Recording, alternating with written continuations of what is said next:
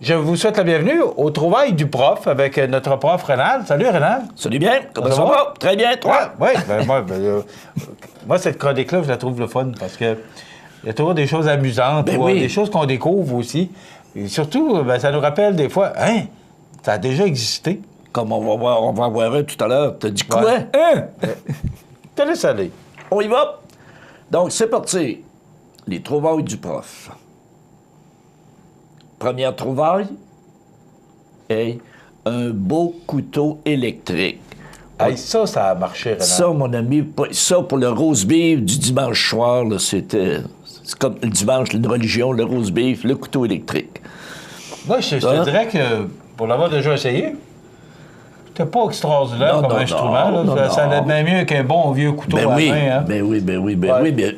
Rares sont des familles qui n'ont pas eu ça, là. Ben oui. Tu sais, un beau couteau électrique, tu donnais ça en cadeau. Ouh! Un bon vieux poêle. Comme les poêles Bélanger. On parlait de rôti la semaine passée sur le poêle. Ben oui. Ben oui. Il y a un vieux poêle comme ça. D'ailleurs, quand on a fait à Misco, on a vu les poêles Lilette, là. T'sais? Donc, un bon vieux poêle solide. On pensait à ça, nos grands-mères, nos mères et grands-mères qui cuisinaient en plein mois de juillet. Oui. Il faisait chaud. Ouais, mais et la seule façon de cuisiner, c'était avec ces poêles-là. Donc, c'est un poêle à bois, fallait oui, mais c'est pour ça, dans les maisons un petit peu plus grosses, il y avait toujours une petite cuisine d'été. Est-ce que tu te rappelles? Oui. C'était presque juste fait en moustiquaire, puis tout ça, pour faire passer le vent. Donc, l'été, ils cuisinaient plus dans ces petites cuisines-là. OK. Pour avoir un peu d'air, tabarnouche, as-tu pensé? Le poêle est au bout de comme il fait chaud. Puis il y avait des grandes familles. Ah ben oui. Alors, il fallait faire à manger. Puis... Ça en prend des chaudrons, là. On le voit, là. Ouais. Ah ouais. Michel, te rappelles-tu de ça? En bon français, un dimeur. Il fallait dimer. Je savais pas que ça s'appelait dimer. On appelait ça le bouton pour les hautes et les basses. C'est en plein ça. Le piton pour les hautes et les basses. Puis là, ce qui est le fun, une invention ingénieuse, ça pognait dans le calcium. Le piton restait collé, c'était le bordel mais raide, mais c'était l'évolution technologique. Ça, par exemple, c'était une belle amélioration maintenant au clignotant, là, au bras du clignotant, là. Mais ça, c'est vraiment une belle amélioration. Ah ben oui. Parce que c'est que ça restait pris dans le calcium. Oui. Puis là, tu pitonnais, puis là, ça marchait pas, puis le monsieur que tu rencontrais était en beau Calvados. Ça fait combien de temps qu'on a ça au clignotant maintenant? Ça fait quand même... Ça fait longtemps, le crème. Oui. Et, bon vieux temps, 6 000 pour une maison. Maison modulaire. En 1969? Oui, en 69. C'est pas si pire, hein? 6 000 une maison? Oui. Aujourd'hui... Aujourd'hui, 6 000 t'as même pas la galerie. En tout cas, une chose est sûre, t'as pas le cabanon. 6 000 une maison. Et la Schnack, la Renault 5, que Cossette a lancé ici au Québec, la Schnack. Et en Europe, quand ils l'ont lancé, ils ont fait ça devant un restaurant là, très chic de Paris, où tu voyais une Bugatti, une Rolls-Royce, et tu voyais la Schnack qui venait se stationner en parallèle, puis ça disait « On n'a pas de complexe ». De 1979. Ouais. Et ça a tellement fonctionné. Renault a connu du succès, Renault, oui. Au Québec. Oui, mais ils ont toujours cassé. Qu'est-ce qui s'est passé? Parce que Renault 5... le Schnack, je ne me souviens pas, ça c'est une Renault... Renault 5, c'est Schnack. Ça c'est une 5, mais il y avait la plus compacte. Il y en a eu des plus grosses, c'est ça. Mais c'est toujours un problème entre guillemets, d'adaptation. On dirait que Renault, ça casse. Puis c'est un problème aussi d'avoir des concessionnaires. Tu sais, je veux dire, il n'avait pas partout des concessionnaires. Est-ce qu'il y avait un concessionnaire Renault à Montmagny? Non. On a déjà eu un concessionnaire Renault ici. Si, de mémoire, là, j'espère que je ne m'aventure pas sur un terrain glissant, mais c'était M. Simard, Saint-François. OK. Me semble, de mémoire, là. Mais on avait un concessionnaire Renault. C'est ça, mais Renault, ils viennent toujours, mais c'est sporadique, puis ils repartent, ils reviennent, ils repartent. C'est toujours une question aussi de crédibilité, maintenant, toujours recommencer. Mais est-ce que c'est... Tu sais, le climat européen n'est pas le même qu'au Québec. Est-ce que c'est en raison du climat? Ces voitures-là, tu n'as peut-être pas faites pour notre climat? Tu sais, je regarde une Renault 5, il l'avait fait quand même un peu mieux, mais je me rappelle d'une 4L, moi, Renault. Le tableau de bord en plastique. Et je me rappelle, en février, le tableau de bord avait cassé au grand froid. Et je me rappelle dans la côte King à Sherbrooke, durant mes études, avec une belle petite Renault 4L, le shifter, le bras de vitesse était dans le tableau de bord, et était en plein milieu de la côte, je change de vitesse et je reste avec le bras de vitesse. T'avais ça, du trouble Renault, Citroën, oui, Audi, Mercedes, je les ai toutes eues. OK.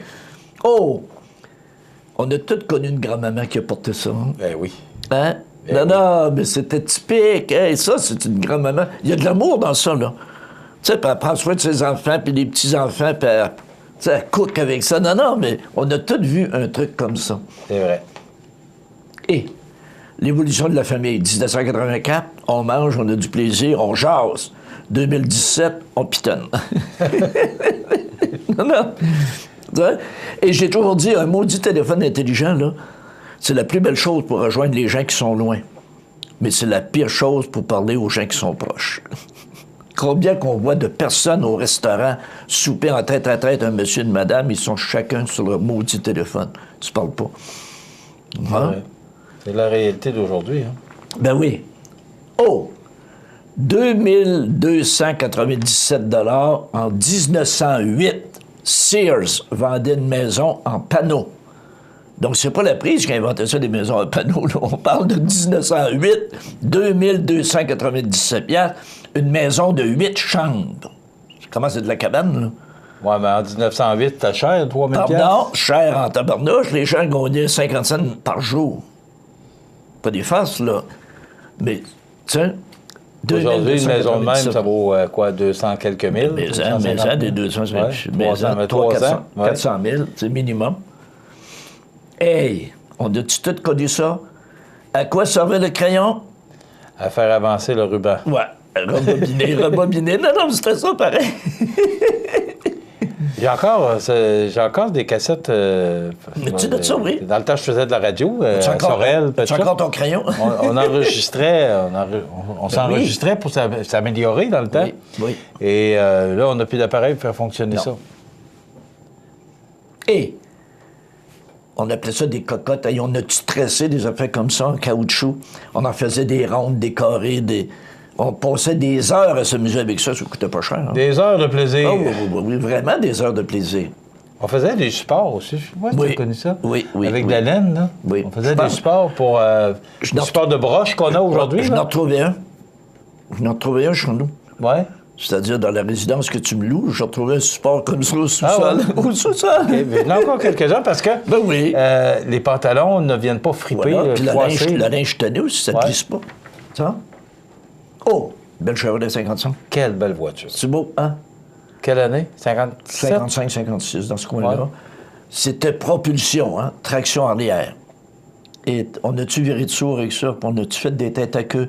Puis on a-tu manqué des côtes avec ça?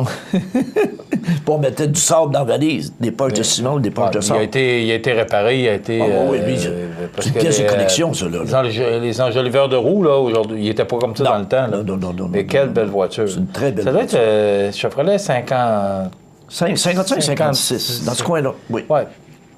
Moi, je ne dois pas être loin 56, 57. Est-ce que ça te rappelle quelque chose, ces bons petits jus? Hey, c'était totalement naturel, pas de chimique, pantoute, là. Non, je me souviens pas de ça. Affreux, mais ça s'est vendu. Comme le Tang qu'on a vu la semaine dernière. Ouais. Bon, du fameux Tang. Et puis ça goûtait absolument rien, c'était de l'eau sucrée. OK. Hey, nos beaux petits cahiers d'école avec les tables à calcul. Cahiers Canada? Oui, les tables à calcul en arrière, puis ça, puis il fallait tout apprendre ça par cœur. Hein? Et crime, on ne savait pas ça, là. Fini l'école. Ça, puis le petit catéchisme. Ouais, ça, là. Donc, on termine avec le cahier. Puis, est-ce que c'est... J'aime ça voir ça. Est-ce que c'était des belles trouvailles? Ben oui. Puis, moi, je trouve ça intéressant.